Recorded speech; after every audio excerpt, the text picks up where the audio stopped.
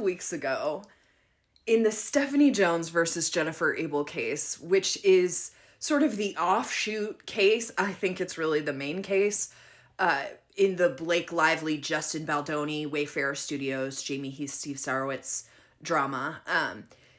There's that lawsuit, and then there's another lawsuit going on. And if you'll remember, Justin Baldoni had a publishing company, Jonesworks. That was his publicist. Jen Abel worked for his publicist.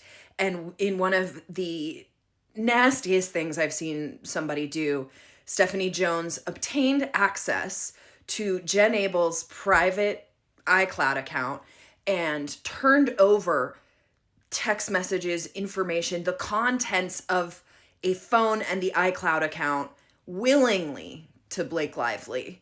And it's so funny watching the like Lively Believe Women crowd, and then they'll hashtag like Stephanie Jones. And I'm like, first of all, Stephanie Jones's beef is with other women.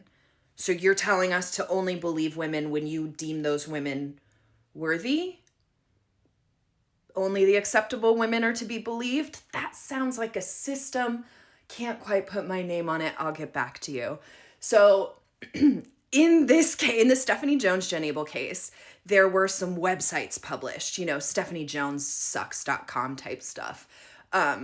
Really juvenile, really like, I'm embarrassed for whoever decided to do that. But again, these women all hate each other. And so Melissa Nathan and one of her employees, Katie Case, gave deposition testimony that contradicted one another.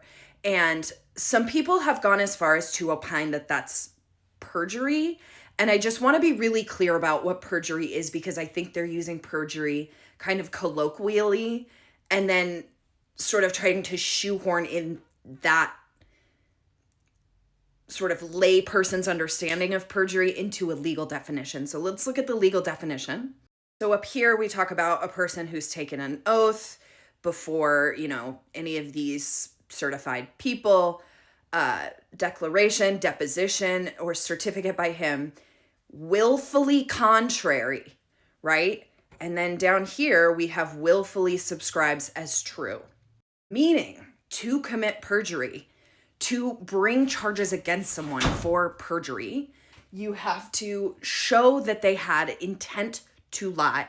You had to show that their memory wasn't just faulty, they didn't remember a thing happening the way the other person said. You have to show that they intentionally lied. Now, did Melissa Nathan lie? Maybe. But to certify that she lied, we need more evidence. We need evidence of her mindset, and we need evidence that she actually directed Katie Case to do this thing. Because what we have right now is people with competing memories. And I will tell you all the time, people's memories, whether under oath or not, are not particularly reliable.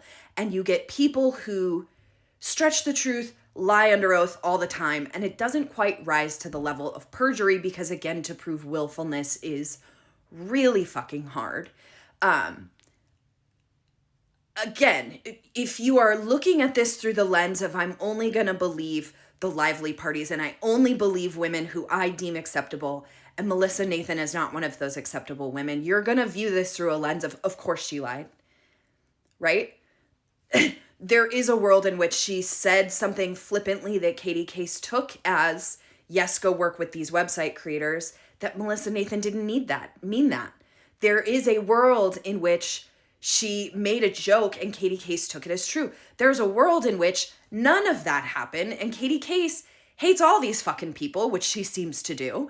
And she also wants to bring down her boss and Stephanie Jones and Jen Abel and whoever the fuck else, right? We need to look at these cases in a world in which numerous things are possible, and without evidence, we don't know which truth is the truthiest truth. Now, finally, I will say that person went on and said that the perjury committed by Melissa Nathan, according to them, a non-lawyer who doesn't live in America, is on par with Van Zandt. And no, the fuck it isn't. So, once again, truthiness wins the day. Have the best day.